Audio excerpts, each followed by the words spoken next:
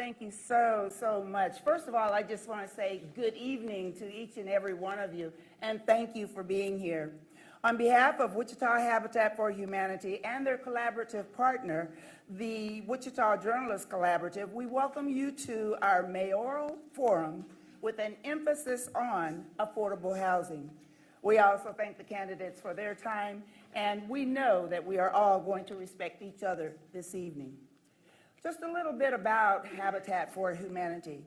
They've been engaged in affordable housing solutions in Sedgwick County since 1986. They pride themselves on providing affordable mortgages at 0% interest. They provide home ownership and financial education to those who have a need for housing, the ability to pay, and the willingness to partner. Over the years, Wichita Habitat for Humanity has expanded its solutions to home repair, affordable retail through the Habitat Restore, advocacy, continued education, and growing volunteer opportunities. They are currently celebrating the Rock the Block community, which is located between 9th and Grove and 13th and Hillside. The celebration will be because we have 100 houses, and this is the 100th house in that particular part of our city. 100!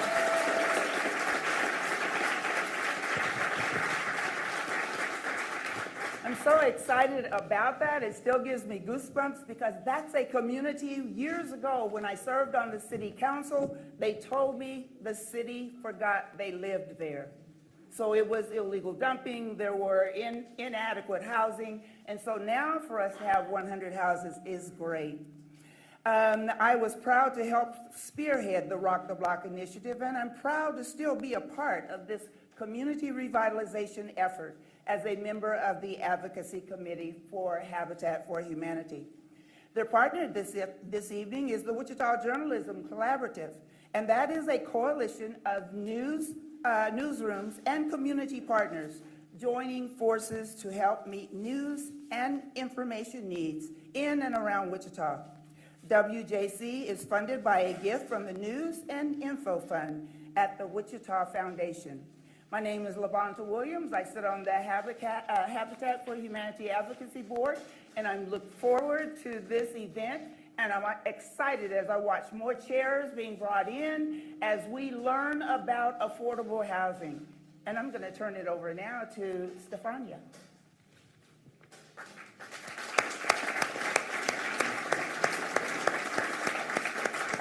Hello. Hi. Hi, Stefania. Hello. Hi, everyone. My name is Stefania Lugli. I'm the Civic Engagement Reporter with the Kansas Leadership Journal, as well as Planeta Venice, a bilingual news publication based here in Wichita. And I'm going to be moderating these folks today. So just an overall reminder for our audience that this is not a debate. This is a forum. So I'm going to be asking each candidate a question, and they're going to have a couple of minutes to respond to it, and there is no rebuttal. So. Okay, so to start us off, we would like to know, tell us about what home means to you, Lily, we'll start off, and your housing journey, and if you could highlight any barriers you've experienced related to housing. Absolutely. Well, home is not just where the heart is, but home is right here in Wichita. I've called Wichita my home for 30 years now. I came to this country as an 8-year-old girl from Guatemala who did not speak English, and the very first home that we lived in was in Southwest Wichita with my grandparents. We lived intergenerationally for quite a while until my parents could get their feet wet and really could save so that they could buy a home for themselves. We continued growing up in Southwest Wichita, and then eventually my parents were able to look at other opportunities in Northwest Wichita, where my brother eventually went to Northwest High School. And then we started living at that home since 2000. And that has been our home ever since. My parents are now in their 60s, and Dad's about to turn 70. And I understand that for me, home is where my mom, my dad, and Carlos and I lived. And Carlos no longer lives here in Wichita, but I hope that one of the things that I'd love to do is to really boomerang back a lot of our Wichitans. And my goal will be to try to boomerang back my brother and sister-in-law to home, right here in Wichita. But in order for them to come back home, we have to work on some issues. And they include public safety in our community. And they also include economic opportunities for them as they continue to thrive as young professionals. And also restoring trust here in City Hall. So I'm hoping that I can boomerang them back to Wichita and have them call Wichita their home again. Okay, thank you. Mayor Whipple? Well, thanks for the opportunity. Is my microphone working? Of course.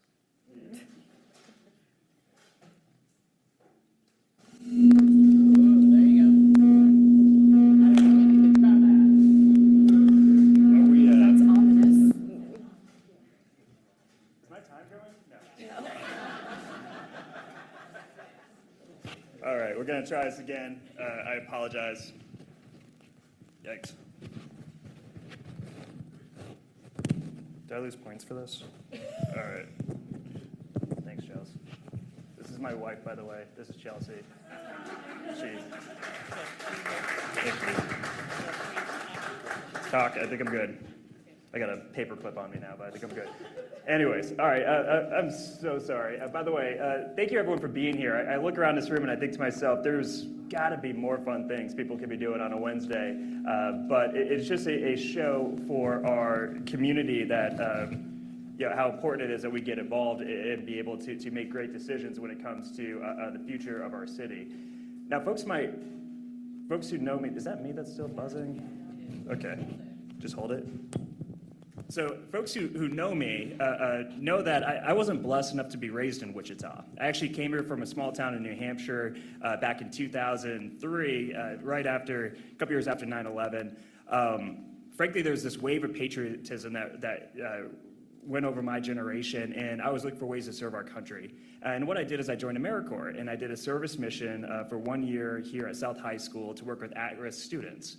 And I fell in love with Wichita. And let me just talk a little bit about why.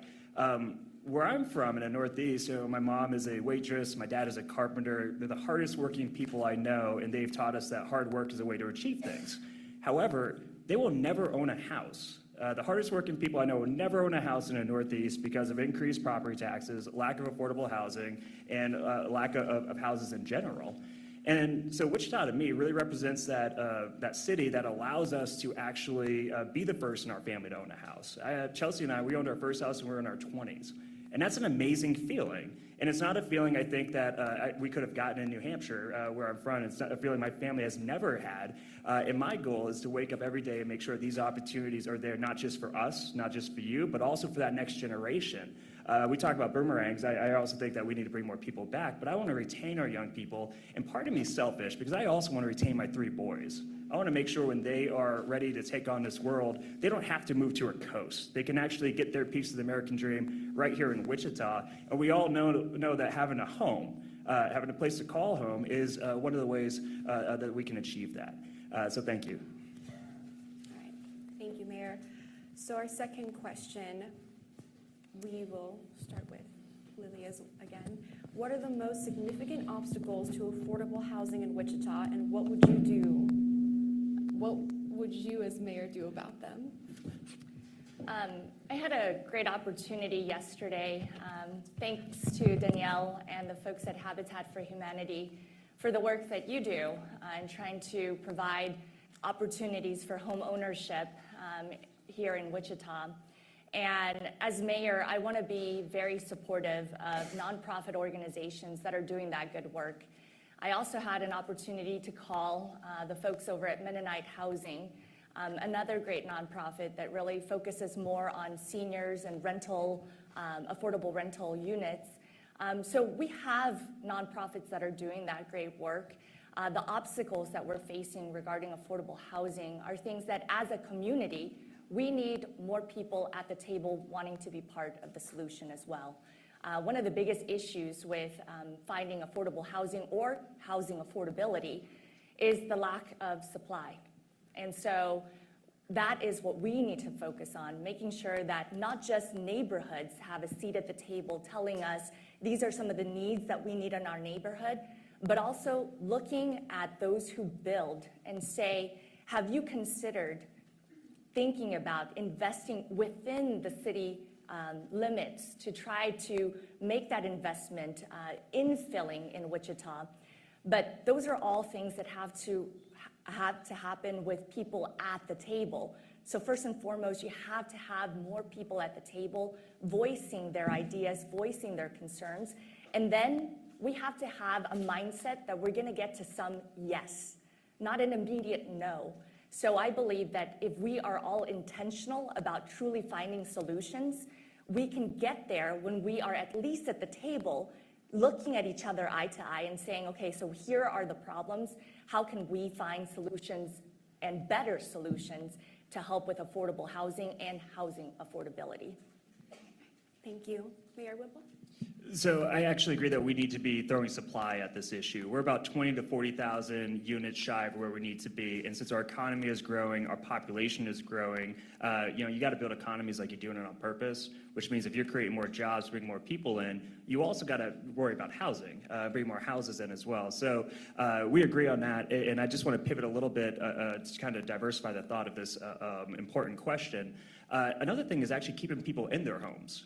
And one of the things that we've done in this last city council was really target, because of inflation, because we saw the county appraiser evaluate houses at a higher level because of the economy, we actually have folks who are on fixed income, folks who are disabled veterans, and folks who are basically lower income families. Think about single moms.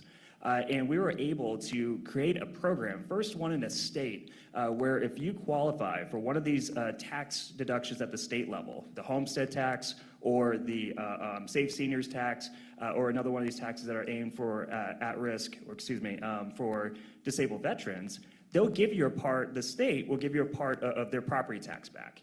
Now, if you show us that receipt, thanks to the clever budgeting that we've been able to do, show the city that receipt, we'll refund you the rest of that property tax back, which means we are the first community in the entirety of Kansas that I'm aware of where our seniors, those on fixed incomes, our small families that are low income who are struggling the worst actually can live property tax free. And that's so important because a lot of times on the bench, we'll actually have to vote on condemning a house because it doesn't have the repairs to be up to standards.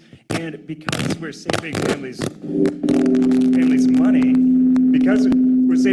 money, they can reinvest that money into their house. Is this a trick, by the way?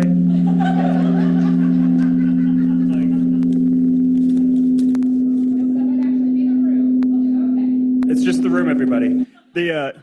So if it's okay with the timekeeper, I just want to finish my very last part of the sentence because I think it would end.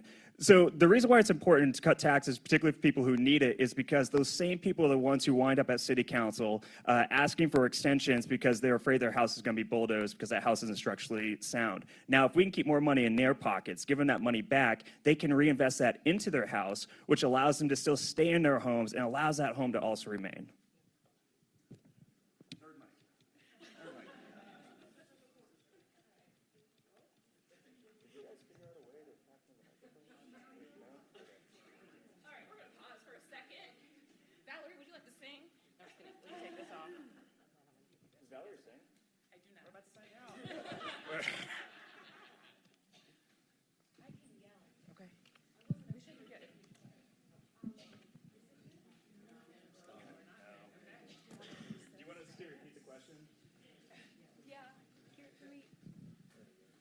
Hello? Yep, do that. Oh. Thank you all for your patience. There you go. Hi again. We're going to refresh. Preferably, this is the last time we'll need an additional mic. Okay.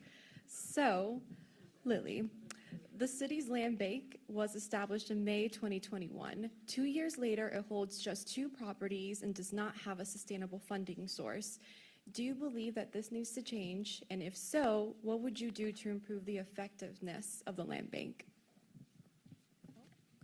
So that land bank has those two properties, especially the one at 9th and Ash. And I wanted to kind of remind people about that land bank, which is different than a lot of the properties that a lot of folks have been seeing on the news that are for sale.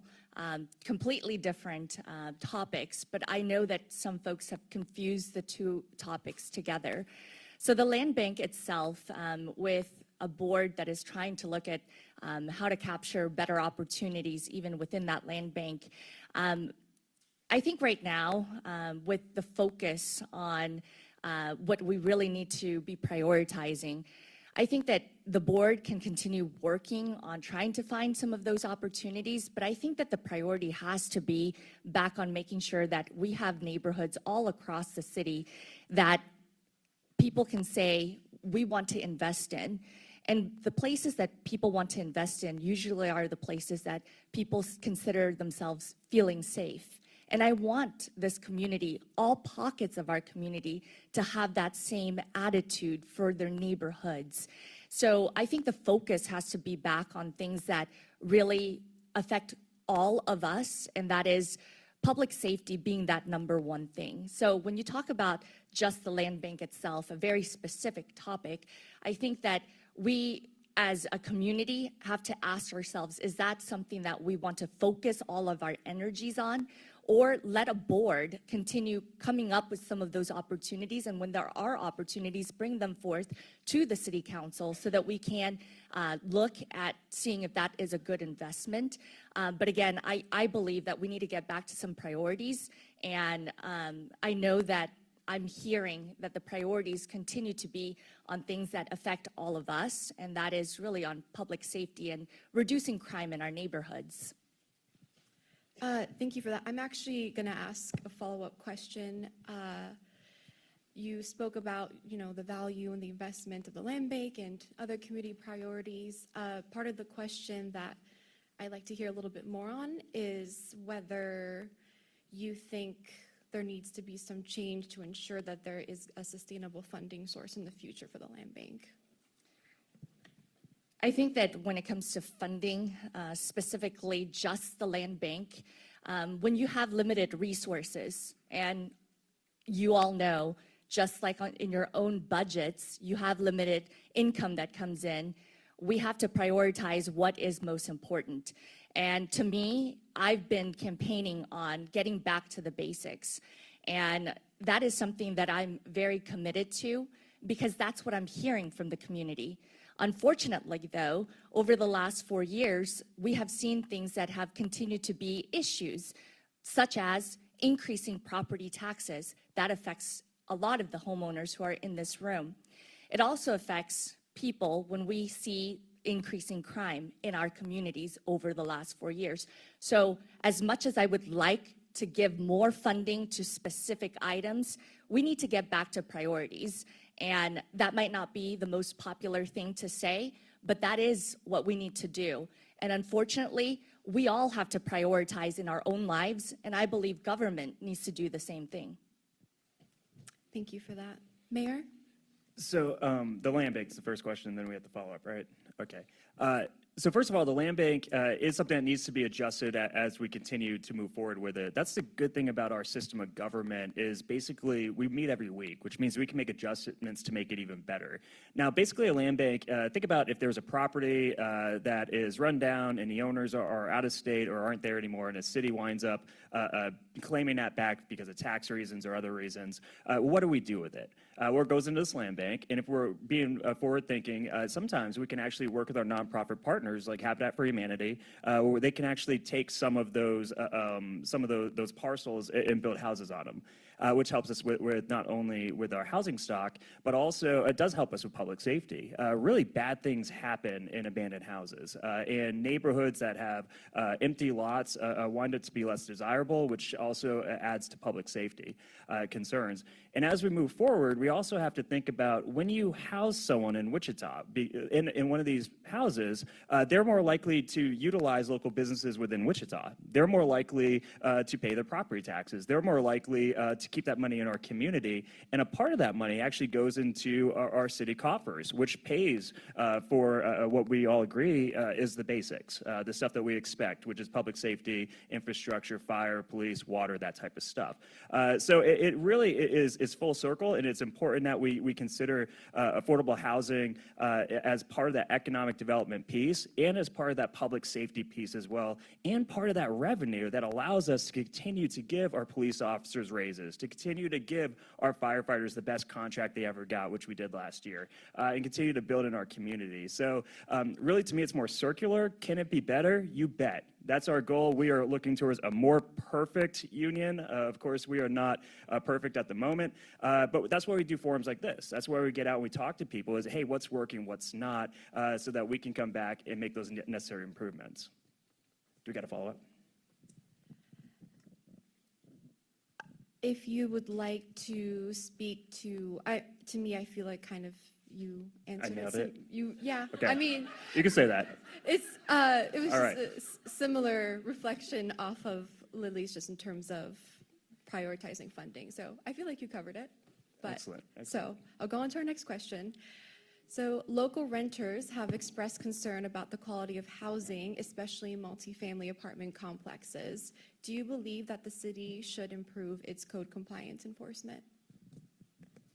Over the last few weeks, I've seen the city council meetings that have shown the conversations. I think it was the workshop itself that talked about some of our rental units that have had issues. And for those who watch local television news, you probably have seen those stories of those properties that have not been well kept and not suitable for folks to be living in. And so when we look at enforcement, we have to first and foremost make sure that structures are safe for people. So that should always be the priority, making sure that safety, the health and safety of individuals who are living in these conditions are at the forefront of the top priority.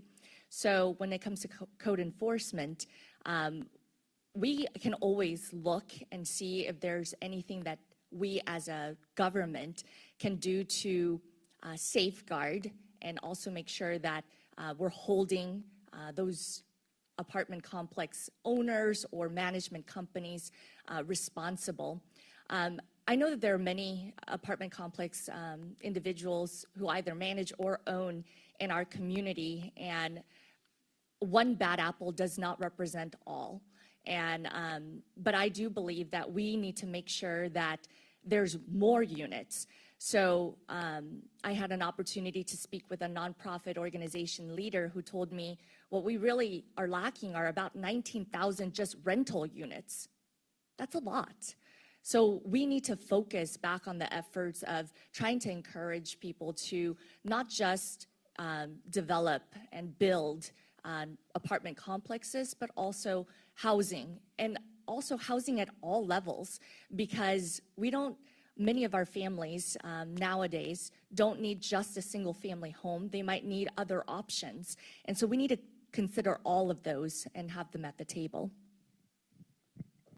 Yeah, and I agree about the supply. It's not just single-family houses. It's not just duplexes. It's also apartments. And I'm glad that we were able to work with our colleagues for a 7-0 vote to an adjustment to the ball stadium, where instead of having offices, we're actually going to have apartments there. And that makes a lot of sense because we have not just one medical school that's up, but we're looking at another medical school that's coming down the chute just in the next few years, thanks to Wichita State and KU coming together. So we're going to see even more need for housing. I love this forum, by the way, this format, because we get to kind of build upon these comments. But when it comes to, I guess, enforcement of state law that helps really stop predatory lending of housing, predatory renting, it's very important in a community like ours.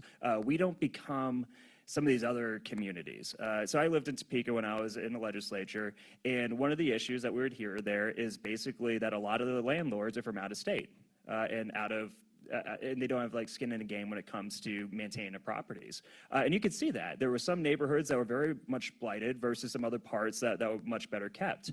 And thanks to the work of Councilmember Hoheisel and Councilmember Johnson, we have policy we're putting in place to actually allow us to go in and make sure that that type of predatory behavior, where you have a landlord who is renting to usually low-income people who don't have a lot of options, that we will hold them accountable if they're creating an unsafe living environment for those people, for those children, and for that family. Because in Wichita, we're too good of a community to allow people to, frankly, live a socially unacceptable standard, especially when they're paying. So we have taken this on because it's a responsibility that we protect the rights of Wichitans, and including their rental rights. So again, I wish I could take more credit for it, but I got to tell you, it's really the work of Hoheisel and Councilmember Johnson who have spearheaded this to make sure that people who live in what we consider low-income housing and have pay for that, someone to a landlord or to a renter, that they are actually getting their money's worth.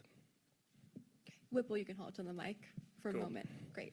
So sticking with renters for the moment, tenant unions are renter-led organizations that ensure affordable, quality, and safe housing for all. There is no tenant association or unions in Wichita, while other smaller metro areas like Manhattan and Lawrence do have one. Would you support a tenants union in Wichita? And if so, how would you imagine a city hall relationship with one? So I'm going to confess one thing to you. I actually don't know a lot about tenant unions. I know a lot about unions, though, and I am pro-union. Anytime you get folks who come together with shared interests, and you create more power to actually get things done.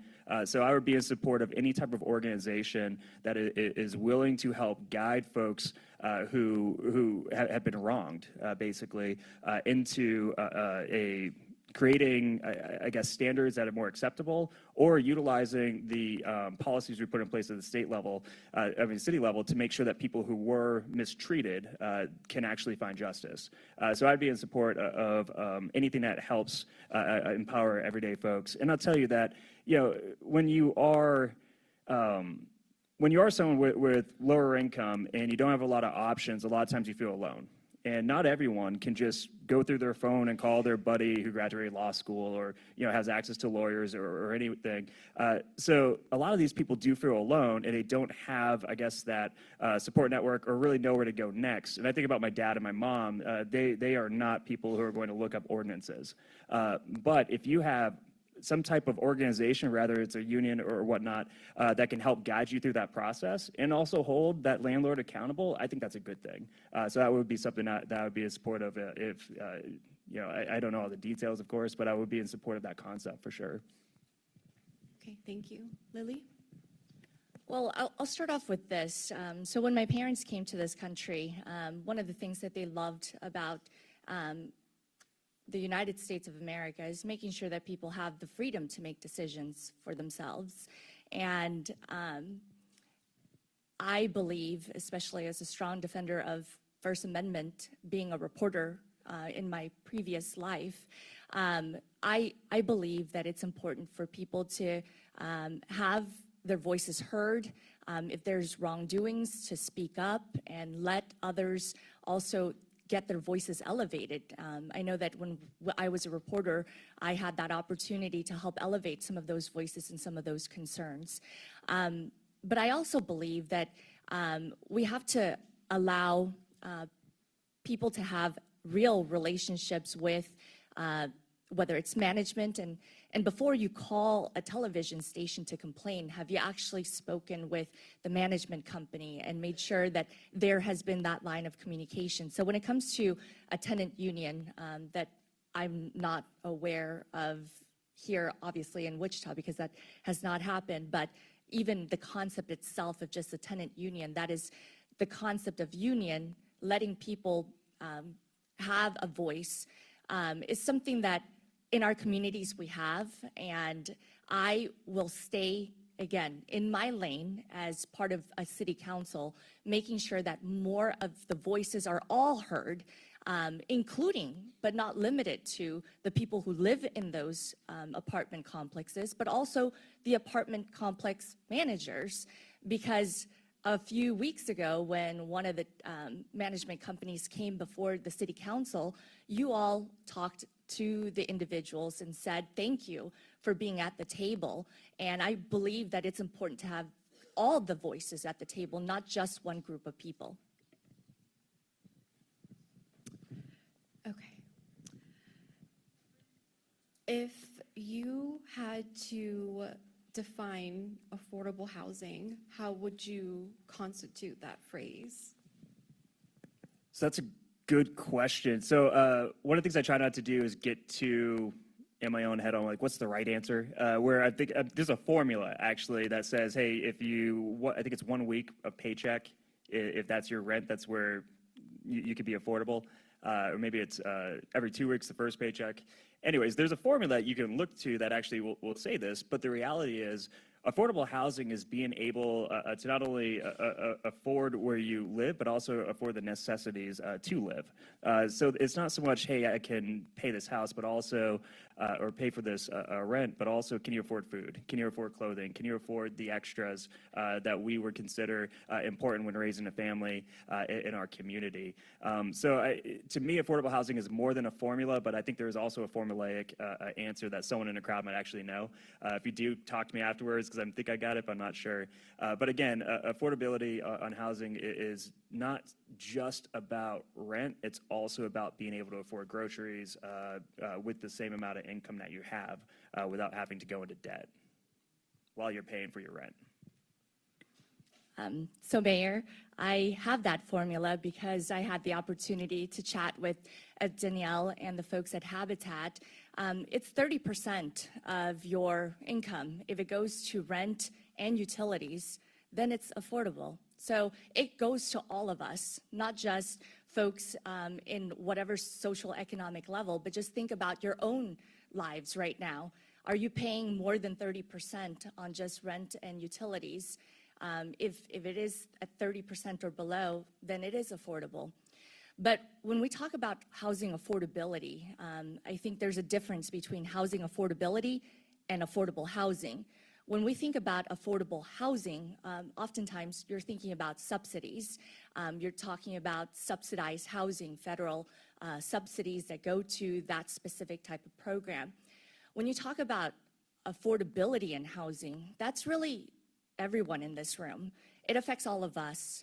Every single person here will be affected by housing affordability because right now we don't have enough supply for that housing affordability. Oftentimes when we talk about this issue, and I've had the opportunity to chat with some of the experts in housing, they talk about this missing middle. And there's a lot of missing middle housing that's also kind of bottlenecking a lot of that pent-up demand that we need, or supply that we need, but pent-up demand that we have. And so we need to make sure that we are encouraging more folks to think about different types of diverse options for housing. And I really believe that when you ask the experts in the room who are part of the builders in our community, ask them what is it that will help them get encouraged to consider building those duplexes, townhomes, triplexes, quadplexes. There are multiple options, but I think, again, bringing more folks to ask who are the actual experts. All right, so we have arrived to our final question for this part of the Q&A. As I'm sure both of you are aware, there is a racial and ethnic gap when it comes to home ownership. So I would like to hear about what you believe the extent of responsibility is for elected officials in the housing department to ensure that there are limited barriers to underrepresented groups, including Black, Latino, and immigrant communities in accessing homeownership. And Lily, you can go first. You know, as an immigrant myself and thinking about my own parents, just a few years ago, they were able to finally pay off their home. They had been sacrificing a lot, really making sure that Carlos and I had a roof over our heads, and I'm really grateful to them because they achieved their idea, a portion of their idea of the American dream. And I believe that the American dream is still alive, that people want to own homes, but that's not the only option. And we have to be realistic about that, that is not just the only way to the American dream. Renting is also a great option. The problem is we've emphasized so much on just buying homes, which is still very important, and I really appreciate the work of folks who are trying to help people get into home ownership. But we also need to celebrate those who choose other options, because that might make sense for them too. And renting is not bad. And so we want to make sure that when people decide that home ownership is the route that they want to go to, that they have the knowledge necessary, have that financial literacy that they need in order to know what it takes to actually own a home. Tools that I believe are so critical, because we want to make sure that if you do set your path toward home ownership, that you stay in your homes and that you have that savings, that in case of that emergency, you're not going to not be able to pay for that mortgage 1 or 2 months and then end up becoming like some of our houseless population individuals because they've fallen on some hard times. So again, we have to provide the tools for people, empower them to be financially literate, help them achieve the dream that they have, whether it's home ownership or renting. So I wish Lily could have gone first to the last question, because she actually knew the formula that I was trying to reference. But with this one, I got to get serious for a moment. Wichita is one of the most redlined cities in America. And for folks who know what that means that there was a system in place that actually robbed people of their opportunity to own a home based on who they are, based on their race, based on their ethnicity. And you still see remnants of that in our city based on our separation of communities. And one of the things that I'm glad that we did as a council is by passing a non-discrimination ordinance. I know a lot of folks look towards the ordinance as solidifying rights for folks who only recently got full rights. But part of that is also you will not be discriminated against when it comes to housing, renting, buying a house based on who you are, or based on who you love, or based on where you go to worship. And that's really important because of our history. We want to make sure that people can get a piece of that American dream. And if you're discriminated against during that, like has happened in the past, we will make sure at the city that we stand up for your rights, because that's part of our job. Now, when it comes to home ownership I think is so important. I don't knock anyone who rents. My parents rent. They've rented their whole lives. I rented when I first got here. However, what makes that American dream so possible when you have access to home ownership is that house increases in value, which means that you're building that intergenerational wealth that your kids get to inherit. So one of the things that we have to do when it comes to closing that opportunity gap, particularly in opportunities that were denied, or in communities that have been denied historically these opportunities, is work alongside some of our nonprofit partners, such as Habitat for Humanity, such as people who get in there with those first-generation homeowners like myself and actually talk to us about, hey, what's expected and how to be a good homeowner. So I'm a big fan of those programs. Government can't do it all, but we can come alongside and say, what can we do? What can we do to make you do what you do even better? And I'll just tell you, and I'm running out of time, my brother works for Habitat for Humanity in Austin, Texas. And, it's a beautiful story to think about. This is a guy who's the second in our family to ever own a home. And now he's making home ownership possible for all these other people that most of them are the first in their family to also own homes. And that's because of the work they do in a nonprofit world. And as mayor, I want to come alongside and help. Yes, I know, I'll stop. Okay, so that concludes our moderated Q&A. Ms. Daniel Johnson's not going to come up for the community Q&A. Thank you, Mayor Whipple and Lily. Thank you.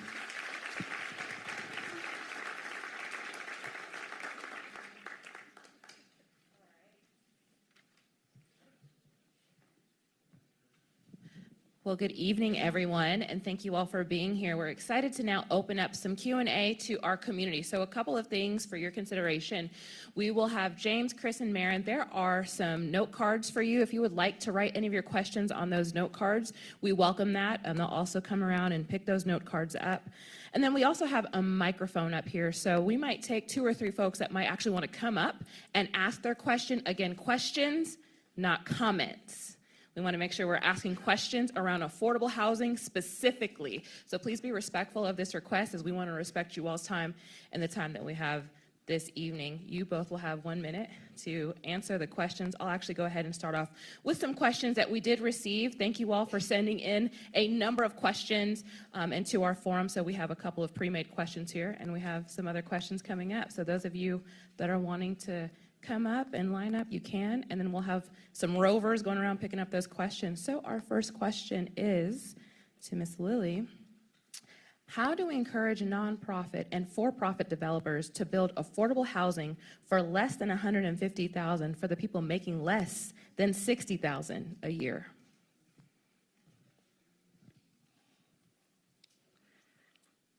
So over the last couple of weeks, I've had the opportunity to chat not just with your nonprofit, but also with folks who build in our community. And as you all know, over the last 4 years, it's been tough. Even here locally, you're having to stretch your dollar a lot thinner and a lot more difficult over the last 4 years. And when you have increasing costs for everything from the material to labor, including labor shortages, it's really difficult to get to the $150,000 level. But when I spoke with some of those who build, one of the things that they mentioned was, well, duplexes, we could possibly build at about that range. And Habitat for Humanity does that currently at that range. But you have that sweat equity that you get from volunteers. When you have for-profit folks, you'll have to consider other options than just single-family homes. So really good question. I think one of the things we can do at the city, if you know about what we do when it comes to growing businesses, usually it is waiving sales tax for the materials you buy to build your business, to build a new wing or whatnot, new warehouse. And we could probably focus on what can we do when it comes to encouraging more building. Could we have that type of incentive where we're going to allow you basically the same deal we do for people who are bringing new businesses here, where if you're building affordable housing, we're going to knock off the sales tax for that material, and maybe even work on the property tax for the first 5 to 10 years. So if we can encourage that, that closes the gap, because one of the issues is when you have kind of infill and affordable housing, you don't make as much money off of it as what these developers do when you go and you build like a whole block over in some suburb. So instead, to encourage this, we could actually take a page out of our economic development playbook and utilize that for housing, so long as that housing fits the dynamic of being affordable and being in the type of spot where we need that housing. Yes, sorry, Valerie. Thank you. We have a question, Senator Olitha. Thank you, Danielle, and thanks for hosting this. Is it not on? Here, don't mess with it. The light's on. That's better. Thank you, Danielle Johnson. So we have a high population of homeless right in the downtown area. You see them every day. I understand that a lot of them who actually get like disability benefits monthly, they still can't get housing because of an eviction status. So what can we do to help those who can't get housing because of the laws of, we can try to change it, but right now, eviction status for those homeless people, to help them get into homes. And then finally, I'll end with this: the money that the city got to spend on the homeless, how would you spend it? Thank you, Danielle.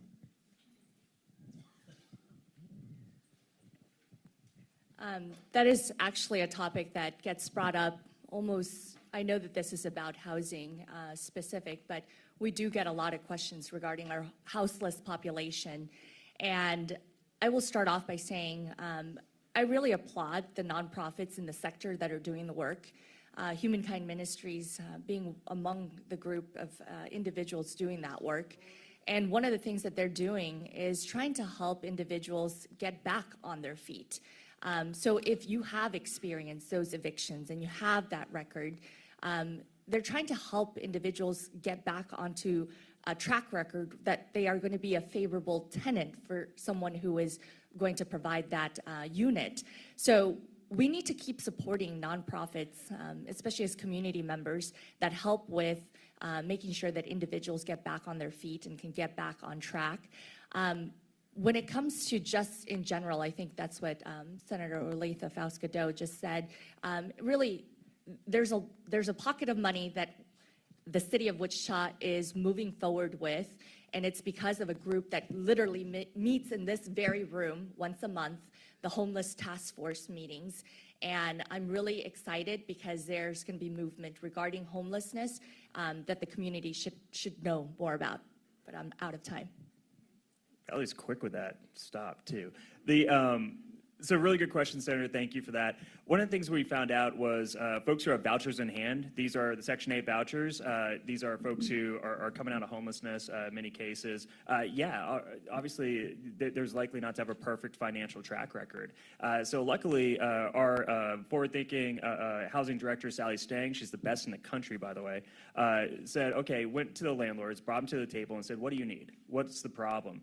They created a fund which said if you take a risk on, let's say, a homeless veteran who now has a voucher, and let's say they run out on the rent, we will pay you for that rent part. So they created a fund, basically an insurance program, and we've never spent a dime out of it.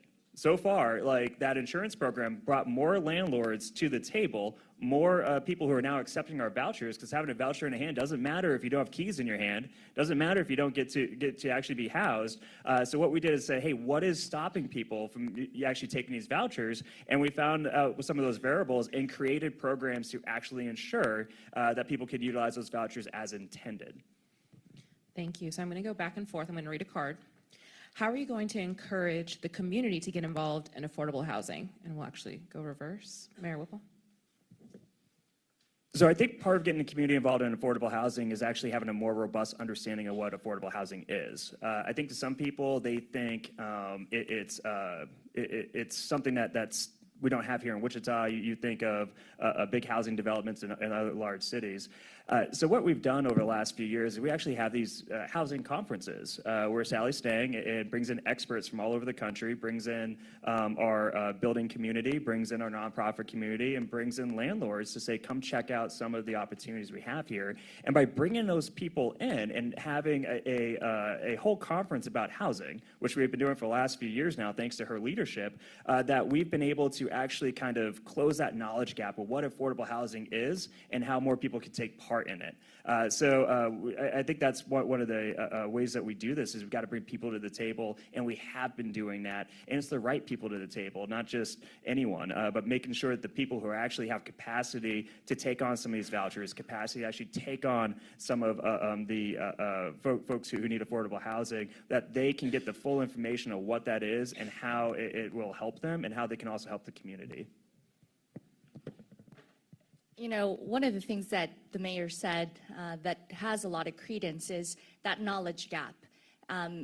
Those in our community that don't understand the concepts also need to be at the table. So we need to also share that knowledge, not just at a housing conference, but rather in general in our community, so that we can have those robust conversations. Because it will take neighborhoods, and many of you live in neighborhoods, and when we have topics about affordability and housing in areas where sometimes we've had neighborhoods that say, not in my own backyard, we need to have those more robust conversations, and we need people at the table. And so despite the fact that that has been happening, you need someone that can help lead the effort into helping the community understand the topics, bring also the community to the table, connect them with those who are trying to develop, and not pit one against the other. But again, back to the thing that I mentioned earlier, and that is, if our true core is to try to find solutions, we can find them when we're at the table together, not fighting against each other, but rather saying, we both want solutions. How can we get to a yes? All right, we'll go to a question here. Again, questions, not comments, please. Thank you. Nope. We have no idea.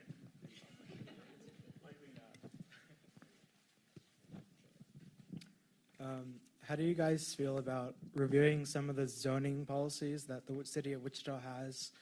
I know, like, certainly, like, certain, like, restrictions and, like, parking minimums in houses in commercial areas restrict the amount of housing we can have in more dense settings. If we have more dense settings, there's more room for more housing that's more affordable to people. How would you feel? What would you plan on doing? What are you planning on doing to, address these issues? And what have you done in the past to try to address those specific issues?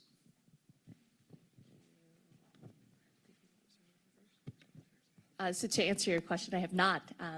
As you know, I'm a first-time candidate, so I have not had the opportunity to change zoning or to propose changing zoning. But I can tell you this. When it comes to the topic of making sure that we have more density and we have more options, we do have to start considering what are the zoning regulations that we currently have that impede people from trying to think more differently about the topic of diversity in housing. And I really do think that people want multiple various types of housing, not just single family. So we need to have, again, back to those robust conversations, because a townhouse can look fantastic, and it might make more sense when we talked about the 150,000. So how can we get to more conversations with MABCD, some of the neighborhoods, and asking them, where do those make sense? Can we talk about how can we reduce some of that red tape so that it is more attractive to try to invest?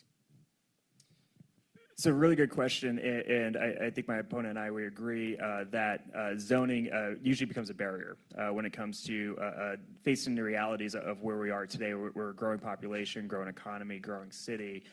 However, one size can't really fit all with this. So you got to have, and one of the things we balance with the city council as it is not just the technical zoning changes that come from MAPC, but also we've been very focused on the character of the neighborhood. So, what does the district advisory board say? What do the neighborhood associations say?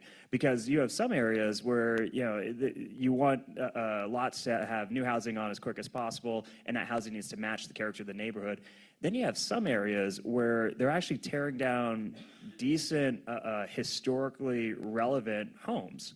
And so what do we do in those situations where, tearing down a historical home is not the direction we want to go in those cases as well? So basically, I think as we move forward, it's not just with zoning, but also making sure that the people who make those decisions reflect the diversity of our communities so that as we move forward, we don't lose our neighborhood character. Okay, I'm going to go to the cards now. In what ways do you plan to support younger renters pursuing a college education who might not have the experience or ability to work full-time? In what ways do you plan to support younger renters pursuing a college education who might not have the experience or ability to work full-time? So one of the two key areas that I mentioned in the past that I'm running on is about strengthening our economy. And that's really making sure, as the mayor also alluded to, we got to keep our folks here in our community, but we also have to attract new folks to come into Wichita as well. And so when it comes to young professionals, college students, it's about a lot of education. And I know that it sounds like a broken record, but it's not. A lot of our community does not get a lot of the basic financial literacy that we need to encourage young people to think more long-term. And so I know that when my parents were trying to pay their mortgage, we would hardly ever get the opportunity to go out to eat, for instance. And so making choices, and so reminding people about what are priorities, get that financial literacy, and help our young people really understand what is your true final goal. And if it's home ownership at some point, let's get you a plan to get there. So, and on the topic, and give me a follow-up if I'm missing this question, but on the topic of young people and having the ability to afford to live in a city like Wichita, as someone who moved out of state into Wichita 20 years ago, one of the things I had to figure out was how do I find a roommate? And I'm trying to count in my head over here. I think I've had about 4 roommates, not counting my wife, of course, but we actually have housing in Wichita that is really geared towards young people, towards students. And they have independent leases where it's not just 2 people sign a lease, each person has their own lease to their own room.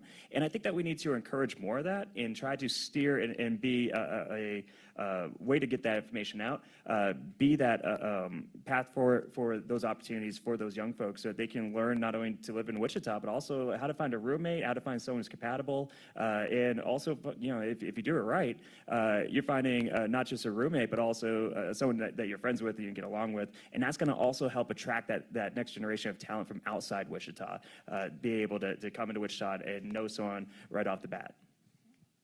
We're going to go to audience question. So Mayor, Lily Wu.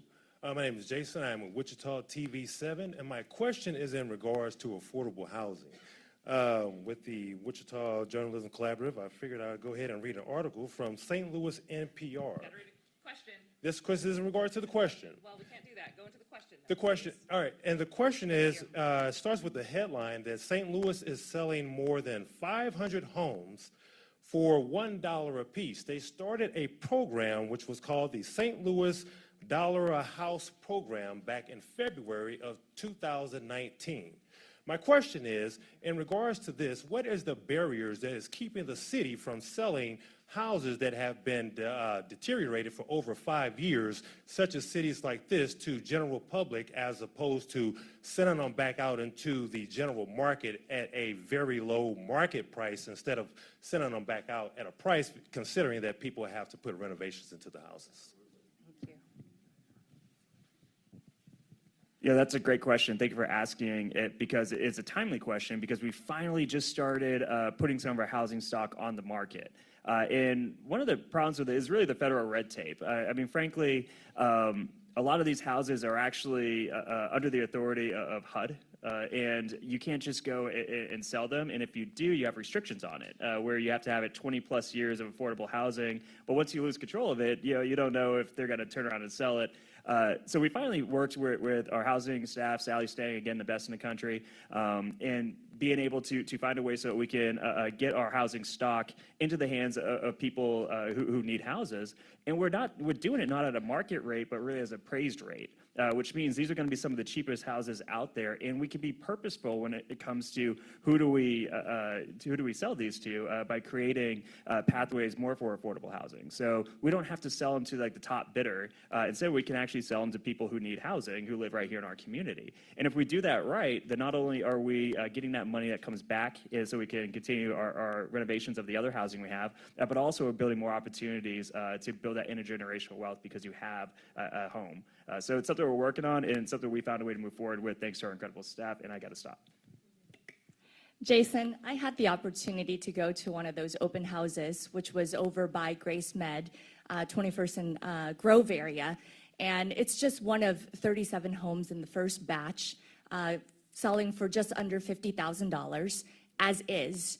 And so this is an opportunity for someone to put that RFP, then decide, I might also want to ask for some of those federal dollars that are available that the city has put in place. There's $5 million worth, a maximum of $40,000 worth of renovations that you could put into this property. But I understand that the sale of these homes will help with our homeless situation in our community. And because that is one of the top priorities that many community members have asked us about, the homeless situation is something that we need to invest in. And so there is a multi-agency center that we need to pay for, which is going to cost about $30 million. And part of the proceeds of these homes that are for sale will go and pay for this MAC. So as much as I'd like to give things away for basically nothing, we got to invest in other parts of our community that need help. And so our hope is that people will understand the connection between these homes and the homeless situation in our community and connect those dots to see that there's some opportunities for someone to renovate these homes, but also how that's helping with the long-term goal of helping with homelessness. Okay, we're going to go to the card. What do you think about boarding homes, mother-in-law homes, and tiny homes for the community, or basically accessory dwellings? So I've had a chance to look at some multiple variations of tiny homes and can see them as of value. Again, we need to make sure that neighborhoods get a say of what is it that they want in their neighborhoods. District advisory board meetings oftentimes get contentious when people talk about dwellings, accessory dwellings, and we understand because you want to keep the integrity of that neighborhood. But we also have to start coming up with some solutions towards this really growing housing crisis that we have.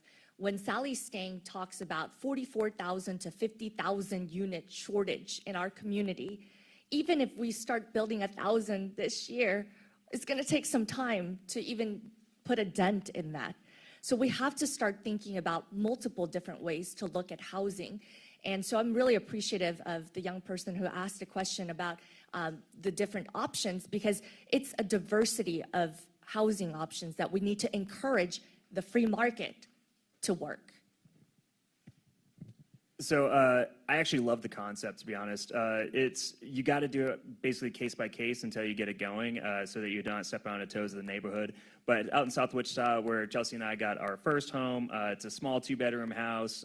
We thought it was a castle when we moved in, by the way, until you have babies. But it's on a half-acre lot, which means like we have this huge backyard. And my mother is getting to the age where I would like to have her closer. And if you do it right, you can actually tie in the same, into the same utilities.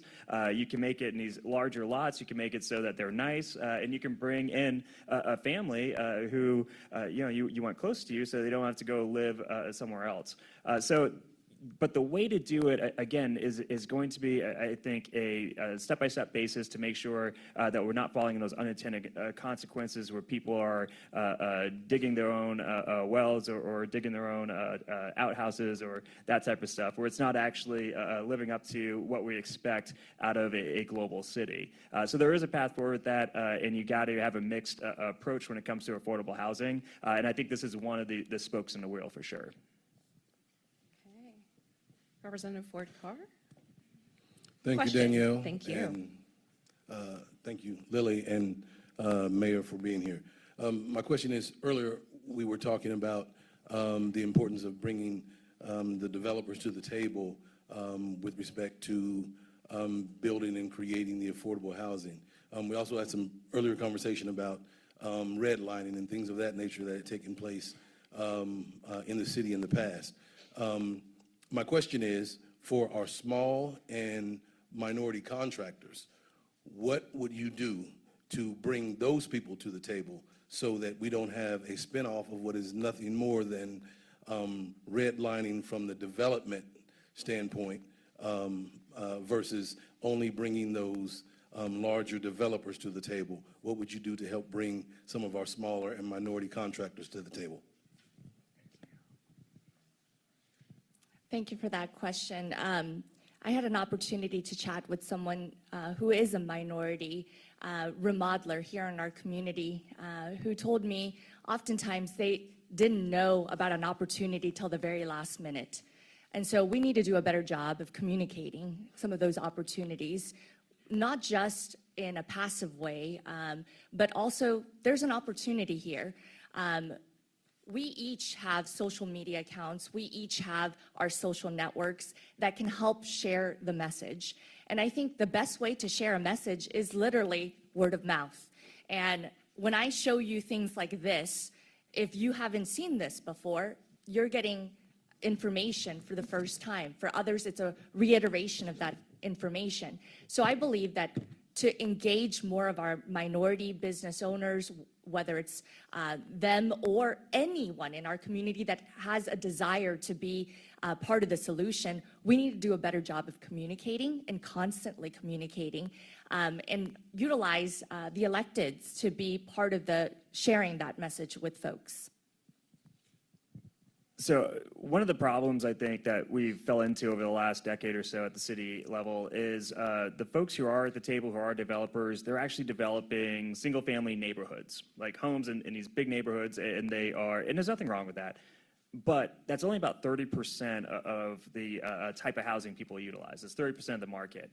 So we got to bring people on board who actually, instead of building full developments, can actually help when it comes to home repairs. And I think that's going to be the key when it comes to diversifying our application pool for developers, is contractors, is utilizing contractors who can go in and help people whose houses, usually these low income or these older folks who can't repair the house on their own.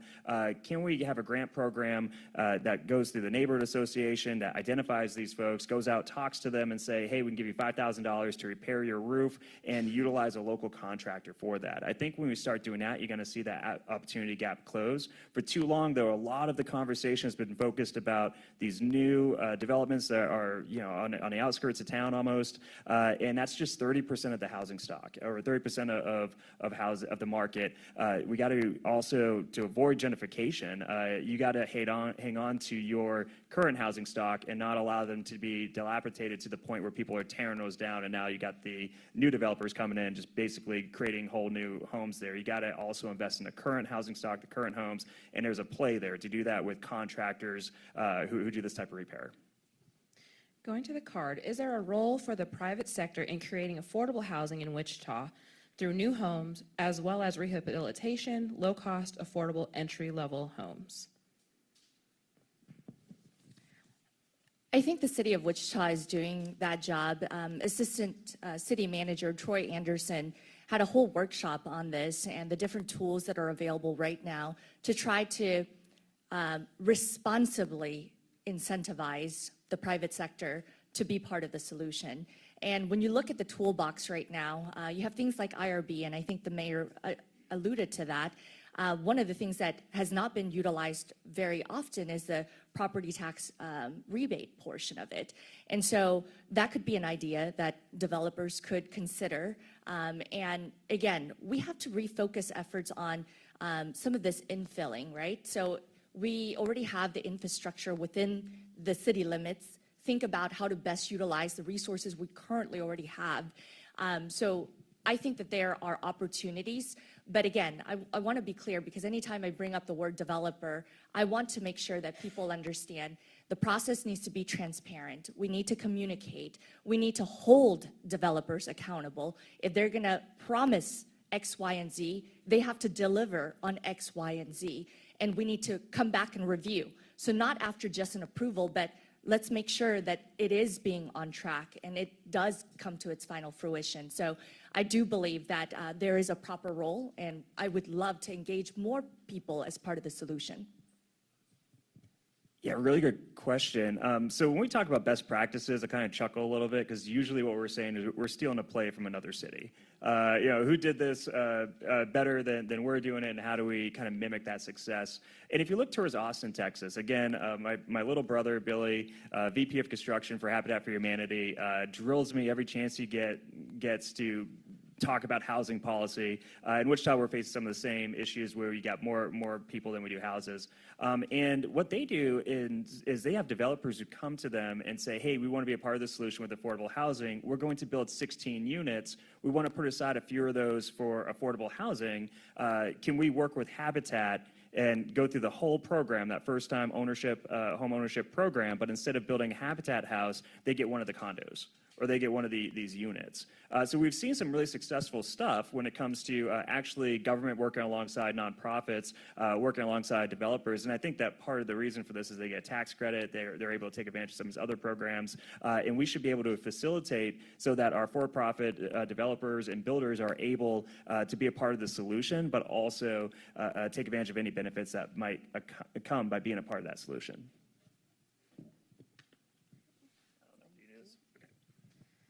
All right, question, please. Hi, I'm a young professional in Wichita looking to live downtown, and we've talked about working with investors to build affordable housing. However, most of the local downtown investors currently seem mostly interested in luxury and upscale developments, which are not accessible to young professionals like me who need a place to live where I can get to where I need to go. So my question is, what tangible policies or practices would you support to address the issue of investors or landlords being unwilling to help build these more affordable complexes downtown? I believe when we focus on those key things that I mentioned earlier, the key core functions of local government, there is going to be investment. Because you see, when you feel safe and you see people thriving in an area, it attracts investment into that area. So with the biomedical center that is coming to downtown Wichita, $300 million investment, 3,000 students will be just at that facility itself. It's gonna already have a transformational type of attitude towards that downtown core. So I believe that when we're thinking about right now, especially in the immediate need that we have, is really correcting the crime. Because if I have young ladies who are afraid to walk from downtown Wichita to Old Town when it gets dark, then we're not going to continue attracting more young people to come downtown. So instead, we need to correct the crime situation. That's why public safety has to be the #1 concern that we focus on, and let local government focus on that effort, and then let the markets work on what they're supposed to do, and that is respond to the demand that people have in our community. And if it is housing, demand will be able to be supplied by the free market. So really great question. Time and time again, we have been shown that the only way to reduce housing costs and really inflation is to add more supply. And that supply is really at all levels. So we're not just building low-income housing, we're not lowering our standards, but really middle housing as well. And to kind of highlight this a little more and why we want to take advantage of federal programs, for example, that turn some of our older buildings, they have tax credits to turn those into housing. The reason why we want that is because, again, when Chelsea and I bought our 2-bedroom house, it was a castle for us at the moment. And you got 3 little boys, you got to move into a bigger house, which we did. Well, that house is still there. That house is still there, and now it's more affordable housing for someone else. And then, once our kids graduate college, I don't want them coming back. So I'm going to be moving into, hopefully, a 2-bedroom place somewhere where Chelsea and I can go walk to have date nights, right? So that's going to open up our family house for that next family who's in the same space of life that we were in when we bought that. So really throwing a supply at it is how we lower this, and we can't be too picky, I think, about what that supply is, because we've shown that when you have more housing opportunities, the cost goes down across the board. So we'll actually take our last question from one of our homeowners. Thank you. Homeowners. Would be me. Good evening. My question is, what can you tell me, since the overflow winter shelter has closed or is not reopening? What can you tell me what's happening with that, or what is the new thing that's happening?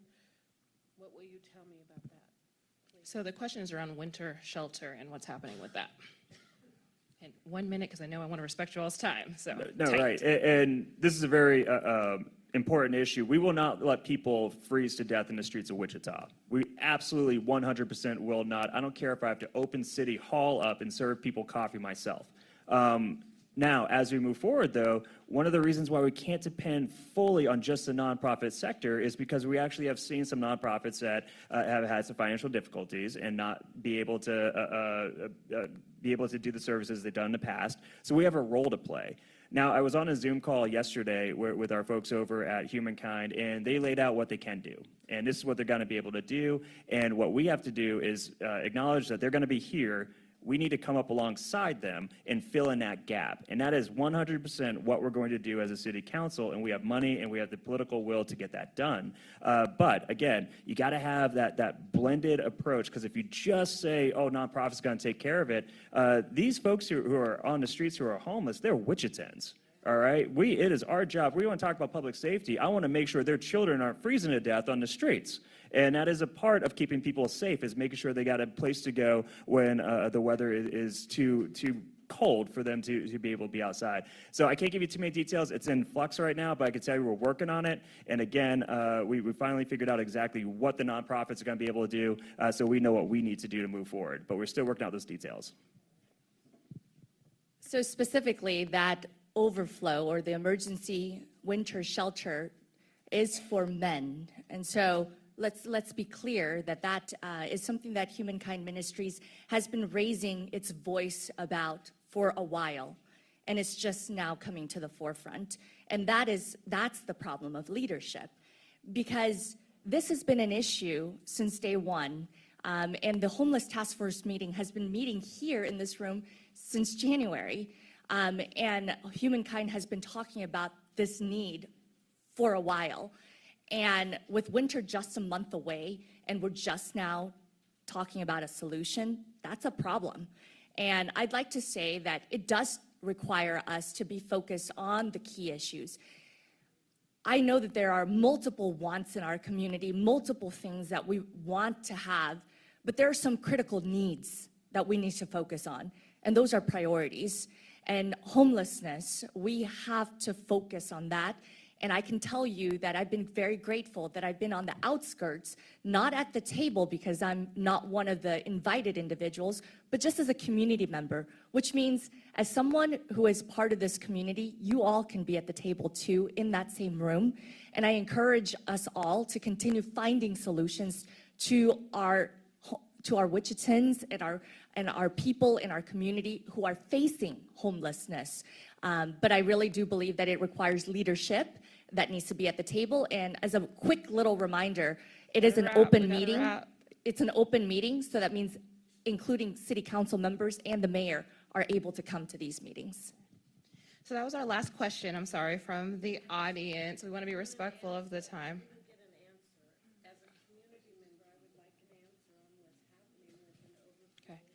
I want to pause because I want to make sure that we wrap up. I thank you so much. They Wait will for be me able afterwards, to and respond I'll after. talk to you for sure, give you more of the information. Thank Sorry, you. we're going to do so much in 30 seconds or a minute. So. Right. But wait, any question that we said, by the way, I'm sure my opponent and I would be happy to stay and to expand on any answers. Because I have a number of questions right here that we did not get to, so my apologies. But what we will do is type them up, get them over to our candidates so that hopefully they have the opportunity to respond to those and we can put those back out there. So we're going to actually give you both 1 minute just to give your final thoughts and wrap up. Go ahead.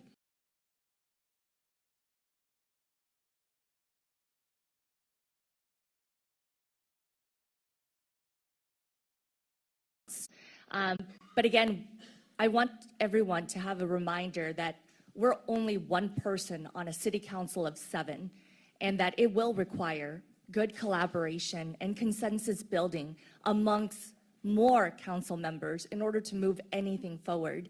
So I really highly encourage people to be part of the conversation, help us elevate the priorities in our community. And as I've been hearing again, in our community, the top priorities are on public safety, on growing this economy, on restoring trust and building community. And I'm just really grateful to live in a community where my parents were able to realize the American dream. And I want more people to realize their American dreams. And I want our community to be that best place to truly live, work, and raise a family in a place that is affordable for all.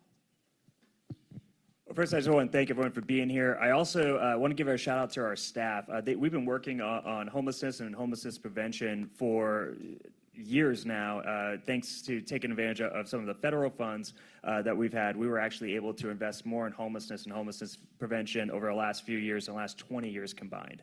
We're the only state that actually allocated our own CARES Act and ARPA Act funds for folks to prevent evictions. And that's, again, a tip of the hat to our staff, to people who wake up every single day with the perspective of what can we do to make Wichita better. It's not the electeds, it's the staff. And the electeds, of course, we support them, but one of the things that elected officials do is sometimes they think they're smarter the day after they're elected, and we also have to eat a little humble pie when we're in a room with these experts. So thank you to our staff. Some of them are in the room.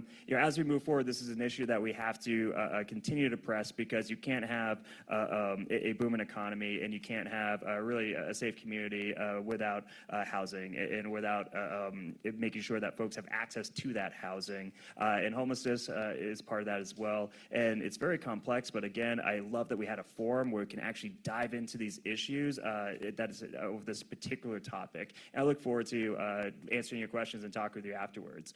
And yeah, Valerie, I see you. Thank you. Let's give our candidates a round of applause, please.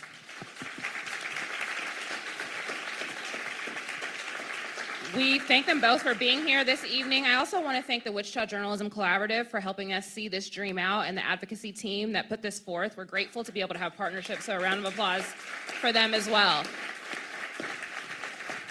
Thank you all. Please stop at the tables in the back to learn about both organizations, and there are a number of amazing organizations in the room, so please continue to connect, and if you would like to follow up with any questions, you can. Have a good night. Thank you.